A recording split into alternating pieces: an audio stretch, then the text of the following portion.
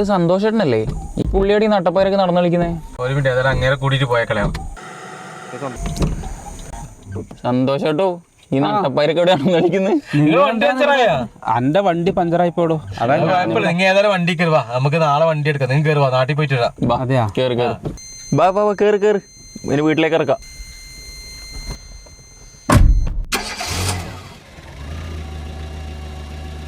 എടാ നിങ്ങൾ ഈ നേരം എവിടെയാ പോയിട്ട് വരുന്നു? എന്തെന്നാ സന്തോഷേട്ടാ, നമ്മളെ നാടല്ലേ, വീടിന്നാ പേടിക്കണ്ട് ഈ നേരം. പണ്ടല്ലാണ് ഈ സ്ഥലത്ത് ഈ സമയത്തൊന്നും ആരും പുറത്തിറങ്ങൂല. എന്റെ മോനെ കേട്ടോ മൂസ, നിങ്ങൾ പറ്റിയ പണ്ടത്തെ കഥ പറയാം. ഏതായാലും അടിച്ചിട്ട് നല്ല മൂടാ, എന്നാ രണ്ട് കഥയും കേട്ടിട്ട് പോവല്ലേ അളിയാ? ആ പരിപാടി ഓക്കെ ആണ് അളിയാ. നിങ്ങൾ സന്തോഷേട്ടാ, നിങ്ങൾ പണ്ടത്തെ കഥ അങ്ങ് പറയാം. നമുക്കെന്നറിയില്ല പണ്ടത്തെ കൊറേ കുതിരക്കാലിലും മറ്റെന്നാ നമ്മളെ വീരനും പിന്നെ വേറൊരു സാധനല്ലേ പെണ്ണുങ്ങളെ വരുന്ന ചാമടിച്ചില്ല ആ പെണ്ണുങ്ങളെ കഥ ഏതായാലും വണ്ടിയും മഞ്ഞ നമ്മ ഏതായാലും നാട്ടിൽ പോകും. രണ്ടെണ്ണം ഏതായാലും അടിച്ചിട്ടുണ്ട് എന്നാ അങ്ങനത്തെ നിങ്ങൾ കഥ പറയാം. അല്ല ഓക്കെ, അങ്ങനെയാണെങ്കിൽ ഉണ്ടല്ലോ കുറച്ച് പേടിക്കാം. പേടിച്ചിട്ട് നമുക്ക് പേടിച്ചിട്ട് നാട്ടിലെത്തിട്ട് ബാക്കിയാലും നമുക്ക് പിന്നെ നോക്കാം. നിങ്ങൾ പറയാട്ടോ മൂസറ. എന്നെ പോലെ പേടിക്കണമെങ്കിൽ ഈ കുതിരക്കാലിനെ കുറിച്ച് അറിയണം. ഈ നാടിനെ വർപ്പിച്ച കുതിരക്കാല്. സന്തോഷം, നാടിനെ മൊത്തം അങ്ങനെ പേടിപ്പിച്ചൊരു കുതിരക്കാലിന് ഇവിടെ ഉണ്ടായിട്ടുണ്ടെങ്കിൽ ഞാനൊന്നും അതിനെ കുറിച്ച് കേട്ടില്ല. നമ്മള് പൈതങ്ങളല്ലേ. അപ്പൊ അതെന്ന് പറഞ്ഞാൽ ഇന്ന് നിങ്ങൾക്കൊന്നും ഇത് വിശ്വാസമാവില്ല. കാലഘട്ടത്ത് നമ്മുടെ നാട്ടില് വൈദ്യുതി ഇല്ല, വെളിയില്ല, ഒന്നുമില്ല, ചിമ്മണിക്കൂടില്ല എന്നെല്ലാം ഒരാൾ പുറത്തിറങ്ങൂല. ആ ഒരു 80-83 ആ കാലഘട്ടത്തിലെന്ന് പറഞ്ഞാല് അങ്ങനത്തെ ഒരു ഭീതിജനകമായ ഒരു സംഭവമാണ് ഇവിടെ. നമ്മൾ ജനിച്ച കാലം ആദ്യത്തിന് ബാക്കി കണ്ടല്ലോ. കുതിരക്കാരനെ കണ്ട അമ്മ ഈ കാറാടെ നിർത്തും, എന്നിട്ട് അങ്ങനെ കണ്ട് ഹായും പട്ടു പോകും എല്ലാളിയാ. പിന്നെ നമ്മളിപ്പോ കുതിരക്കാരുണ്ടല്ല ഒരു ഭീകര സത്വന്ന് അന്നേരം കണ്ട അനുഭവസ്ഥർ പറഞ്ഞത്.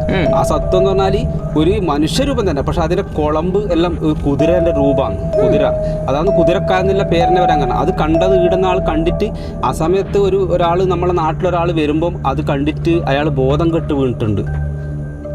അങ്ങനെയാണ് പിന്നീട് നമ്മൾ അവര് പറഞ്ഞ ഞാനിങ്ങനെ ബോധം കെട്ട ആളിപ്പോ നാട്ടിലുണ്ടാ? അയാളിപ്പില്ല, ഇതിപ്പോ ആരോട് ചോദിച്ചാൽ എല്ലാരും മരിച്ചുപോയി, ആരും കണ്ടില്ല. കണ്ട ആളാണ്.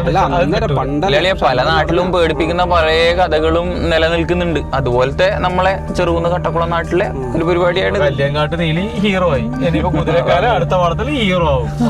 ക്യാമറയും പിടിച്ചെടുക്കുന്ന ഏതൊരുത്തരും വേണമെങ്കിൽ ആരും ഹീറോ ആക്കാം, ആരും നടന്നു നോക്കാം. പക്ഷെ അതെ സംഭവം ഇതുപോലെ ഓരോ നാട്ടിലും. പക്ഷെ സന്തോഷേട്ടൻ അറിയുന്ന സാധനം ഉണ്ടല്ലോ, ഈ കുതിരക്കാലൻ എന്ന് പറയുന്ന ഒരു കെട്ടുകഥ എന്ന് പറയാൻ പറ്റില്ല. നിങ്ങൾ കെട്ടുകഥ. എനിക്ക് തോന്നുന്നില്ല ഇതെല്ലാം നടക്കുന്ന സംഭവം. ഇതെല്ലാം കെട്ടുകഥയാണ്. വെറുതെ കുറെ ആള് കുറെ കഥ പണ്ട് കുറെ ആൾ പേടിപ്പിച്ചാൽ അത്രേ ഉള്ളൂ. എനിക്ക് കേൾക്കാൻ ഇതുണ്ടല്ലോ, നമുക്കിത് കെട്ടുകഥ. ഇത് 2025 പുള്ളി 80കളില് പുള്ളി അനുഭവിച്ചതും പുള്ളി കേട്ടതുമായിട്ടുള്ള പരിപാടികളൊക്കെ ഈ പറയുന്നത്. അത്രേ ഉള്ളൂ. കേൾക്കാം, പുള്ളിയോട് ചോദിച്ചു നോക്കാം നമുക്ക്. ഹലോ, എന്താ നീ വെച്ചട്ടെ, ഞാൻ വരുന്നുണ്ട്. വണ്ടി വഴിക്കായിട്ട് ഞാൻ ഇവിടെ ഇതിൽ വേറെ വണ്ടിക്ക് ഞാൻ വരുന്നുണ്ട്. വരുവോടെ ഒരിക്കായിരുന്നു അബക്കട. ഇനി നിങ്ങൾ ആ കഥ പറഞ്ഞിട്ട് നമുക്ക് ബാക്കി പോയാൽ മതി. നിങ്ങൾ കഥ പറ. ഇനി പോകുന്ന എനിക്ക് ആ കഥ കേട്ടാൽ എനിക്ക് സമാധാനം. നിങ്ങൾ കഥ പറഞ്ഞേ, നിങ്ങൾ പറ മനുഷ്യ, ബാക്കി നമുക്ക് നോക്കാം. പിന്നെ കഥ പറഞ്ഞാൽ നീ പേടിച്ചു പോവും. എൻ്റെ പൊന്നെ, കുതിരക്കാലം എന്ന് വെച്ചാൽ നിങ്ങൾക്കെല്ലാം ഇപ്പം വലിയ ഇഷ്യൂ ആയിരിക്കില്ല. നിങ്ങൾ വിചാരിക്കും ഇതെല്ലാം വേറെന്തോ സംഭവം എന്നാണ് വെറുതെ പറഞ്ഞ് പേടിപ്പിക്കണം. പക്ഷെ അതൊന്നല്ല.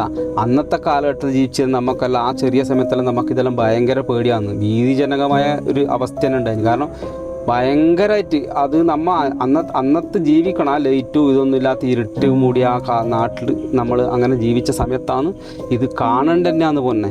എടാ, ഈ കുതിരക്കാലം എന്ന് പറഞ്ഞാൽ നിങ്ങൾ കണ്ടിട്ടില്ലല്ല, നിങ്ങൾ അത് കണ്ടറിയണം. എന്നാലും നിങ്ങൾക്ക് അതിൻ്റെ ഭീകരത മനസ്സിലാവും കേട്ടാ.